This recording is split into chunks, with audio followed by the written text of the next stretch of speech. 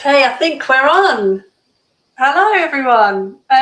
This is my first LinkedIn Live, so I'd be really grateful if someone could just stick a note in the comments just to say you can hear me, that I'm here, that it's working.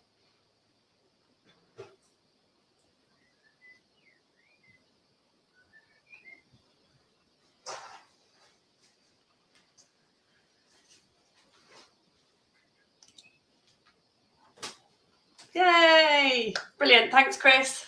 Good to see you. Nice to know you're here. Lovely. Okay, right, let's get cracking then. We've only got half an hour. Yeah, so we'll just get on with it. So this really is oh, perfect. Thanks, Chris.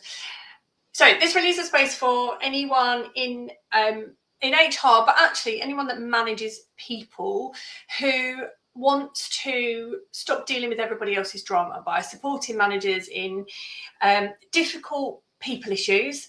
So allowing those managers to manage those people issues a little bit more confidently, changing the way HR responds to those issues that should be dealt with elsewhere. So I'm going to just jump straight in. We've only got half an hour, and it's one of those topics that people feel all the time but don't always have the language for. So when we do our training, our experience in HR, I imagine there's not too much talk about parenting, not much kind of analogy to parenting, but in reality, we do see people managing their staff and their teams as though they are parenting children, and employees then responding like their children being parented. So today, I'm going to talk about why this happened, what it then creates, and what you can actually do about it without adding any more to your plate that we know is already really full. So a really common picture that I see, managers chasing people, HR gets stuck in the middle of it. The same issues come up again and again and again. It can be really exhausting. People asking questions they should already know the answer to. And that kind of sense of, why aren't people just doing it? Why is this my problem? You absolutely should be doing this yourself. So you get this, decisions get pushed upwards, nobody sort of takes responsibility for them, and you get that really quiet frustration of, why is no one taking ownership for this? So what I see is that most organisations respond to this by adding more control, or with managers taking on more of the workload. I hear it all the time. That managers go, oh, my team's a bit stretched and they didn't get to do that thing, so I've just taken it on and I'm going to do it for them instead. So we see more processes, more check-ins that don't feel, particularly genuine sometimes. We get that, I've got to do this, annual performance review, or let's have a check-in every 6 weeks, and it just feels like it's something that happens because it has to, rather than it being a genuine connection. We see more policies and all of these things which feel really logical but actually makes the problem worse. So for those of you who are parents, let me know if this is something that feels familiar to you. And I see this, I've got 2 young kids, and I see this in the playground and the park, and with my parenty friends. There tend to be these sort of 3 types of parents. You've got this one in the middle. This is your helicopter parent. Sometimes these are explained as, but it's this one where my kids on the monkey bars, but they're actually on my shoulders because maybe, what if they can't do it? What if they're not big enough? What if they don't know enough yet? What if they fall over and hurt themselves? What if they break something? It's better if I'm just there, if I've got the control of it, if I just make sure nothing falls apart. And so that parent kind of holds everything. And the child isn't really learning much, are they? Because that parent's like, let me deal with it. Let me help you. So that's kind of one type of parent that I see. The second type is this one on the right, this kind of strict parent. lots and lots of blaming language, lots of control, and a bit of a lack of creativity. And I hear this in staff that I talk to around, we just feel like we get blamed for everything. So I don't make decisions anymore because it's not worth the risk of making the decision. And then you have this third type that I see, which is like, oh, you know, my kids are my best friends, so I'm just sort of letting them get away with stuff. It's this real kind of almost like enabling. I don't want to upset anybody. I don't hold any boundaries because I don't want to offend anyone. Nothing gets resolved because those conversations are a bit too difficult. I just don't do them. So if you see all these, if they're kind of familiar in your parenting, but we also see this so much in organisations. And what's often happening is something really simple, but actually a bit uncomfortable when you notice it happening. Organisations are accidentally parenting their staff. Not in a bad way. It usually comes from a really good place, really great intentions. They're trying to help, they're trying to support. They're just trying to get through all the work that needs doing.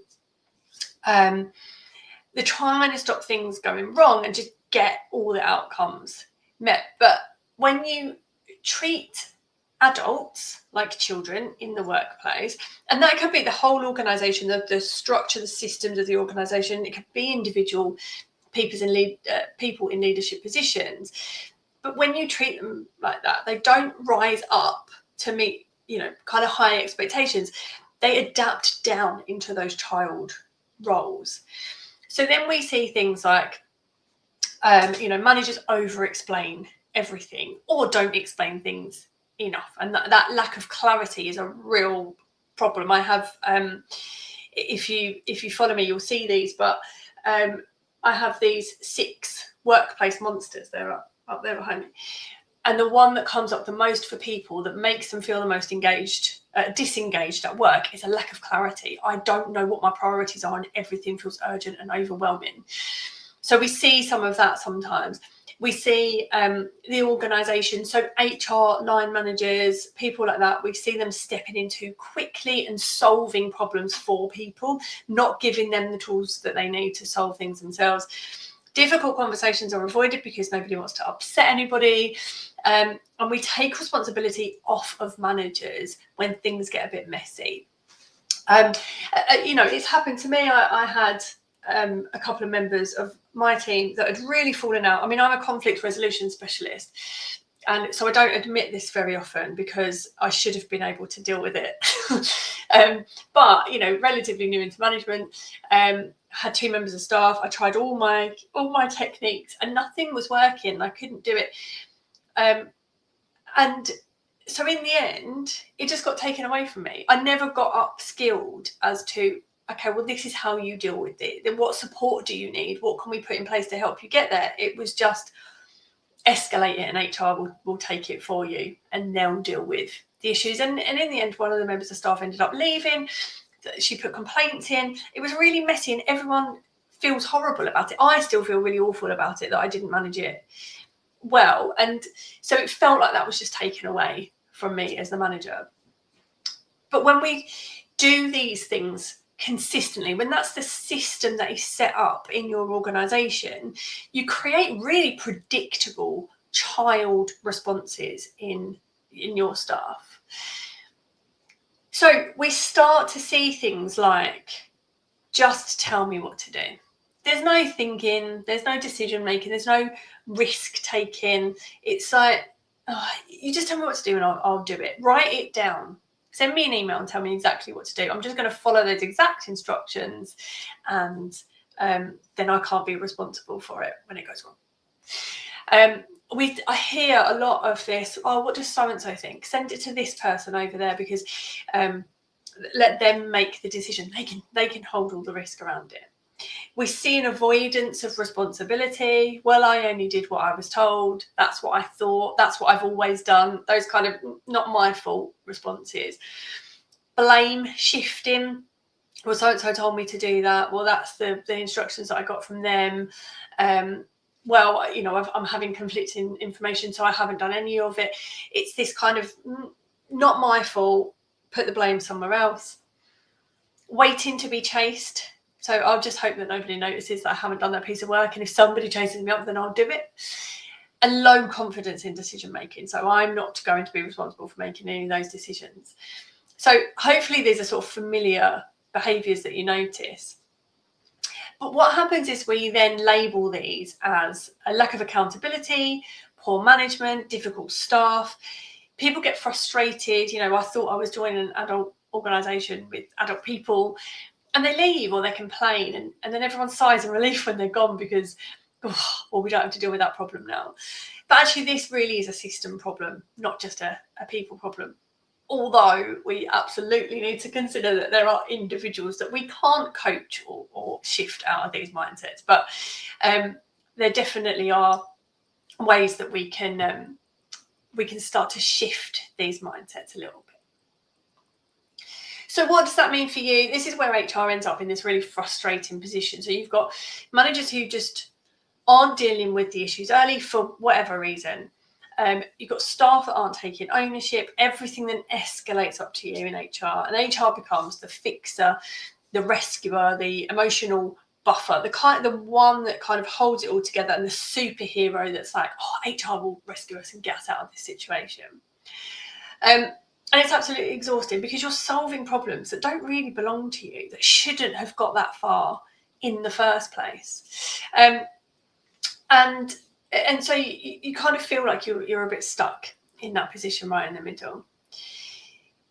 So I'm not just going to say empower managers more and leave it there, because that's not helpful at all. But how do you do that? What are some small shifts that you can put in place that actually make a bit of a difference in these things being escalated to you in your HR or your manager role? So the first one is pause before rescuing. So many of us, and I include myself in this, in these people roles, just dive into, I've got to take that problem. Somebody comes and says, I've got a problem, and we say, give it here. I'll take it. Let me deal with it for you. And we put our superhero pants on outside of our trousers, or we go, let me save you from this horrible, uncomfortable situation. And we just fall straight into this rescuing mode. And we can feel it in ourselves if we really look for it. I do a lot of coaching with people in like conflict resolution type roles, call handlers, mediators, that kind of thing. And I'll say sort of, what is your quick response when somebody brings you a problem, inside or outside of work? And so many people talk about this kind of feeling of, the person's talking and their brain's going, what's the fix? What's the solution? What can I do to make this go away? And so this first tip, this first shift really is about, don't just jump in with a solution, with an action point. Ask them, okay, what have you tried so far? What's worked before? What do you think needs to happen? What does a good outcome look like for you? If you could resolve this tomorrow, how would things be for the team? So you're shifting, really gently shifting that back and going, okay, this isn't mine. What can we do together? How do we work together? I often talk when I do work in mediation and things about, when we get into conflict, we often see we've got one person on one side of the table, one person on the other side of the table, and the problem is in the middle. And they can either pick up that problem, you've got it. So this is the problem, right? So I can either go, well, that's yours, you deal with it. I don't want anything to do with it. Or I can go, oh, this looks like a crunchy problem. I'll hold on to it and I'll make it go away.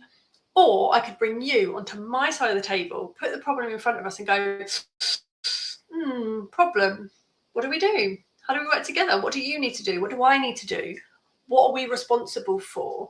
And how do we use our own positions and skills to effectively manage that problem as a partnership, as a shared responsibility? And that's the mindset that when I'm coaching HR teams specifically, I'm like, is that the mindset you've got? And if it isn't, how do we get you there? Because it's a very, very different response to, well, here's the policy, or okay, let me hold a meeting with everyone and I'll resolve it. So the second one is about pushing responsibility back, but gently, you know, do that kindly.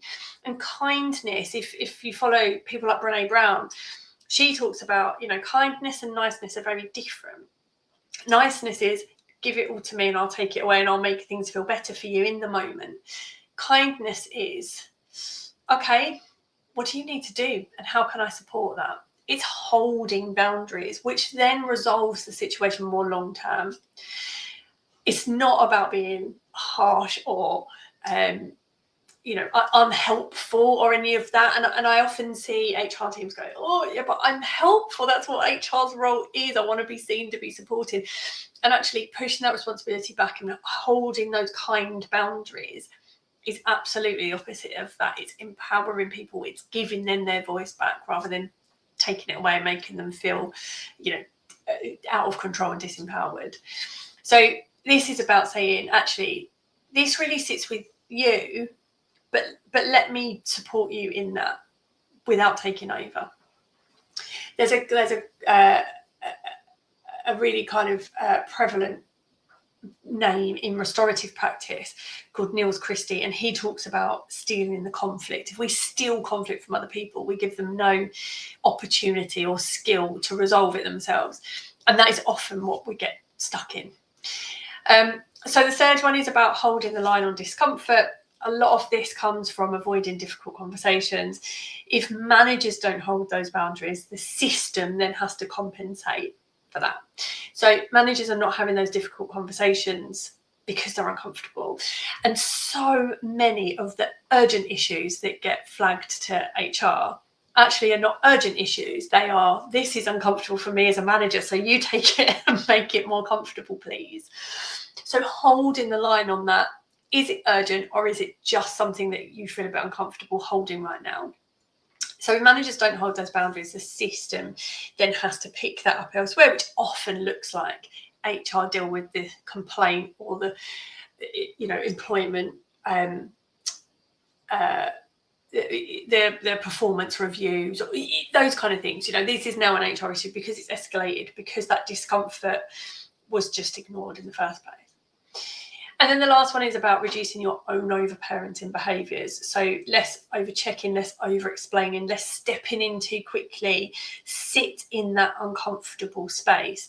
And I think, you know, my background in conflict resolution has allowed me to be really comfortable in uncomfortable situations, and to just sit actually in the conflict and be like, we have to get through this bit in order to have, you know, this really good outcome. And in, you know, when I'm doing conflict resolution work, I talk a lot in terms of, you know, forget the conflict. Let's talk about personal training. If I was a personal trainer and you came to me and you said, oh, I've got this problem, you know, I'm not fit enough, I'm not flexible enough, I want to lose some weight. And I said, great, you sit here and I'll just nip to the gym and do some weights for you. You wouldn't get any outcome from that, would you? And that is kind of the same thing that we see in organisations, where they're saying, oh, you've got a problem that's a bit difficult and a bit uncomfortable, maybe slightly painful, and requires a bit of discomfort to get to a good outcome. Well, that's fine, let me do that for you. But people don't get that outcome then for themselves. So reducing those over-parenting behaviours is it can be really useful. So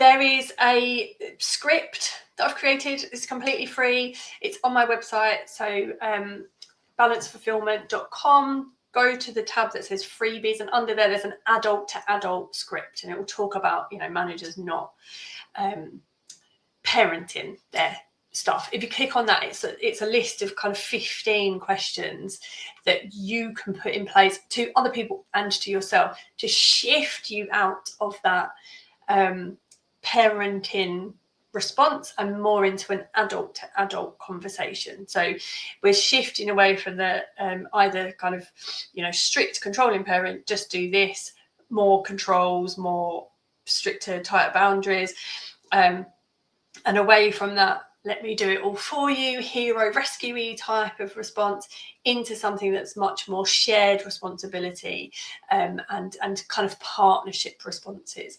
So if that's useful, have a look on the website, click on that link, and you can just download that freebie.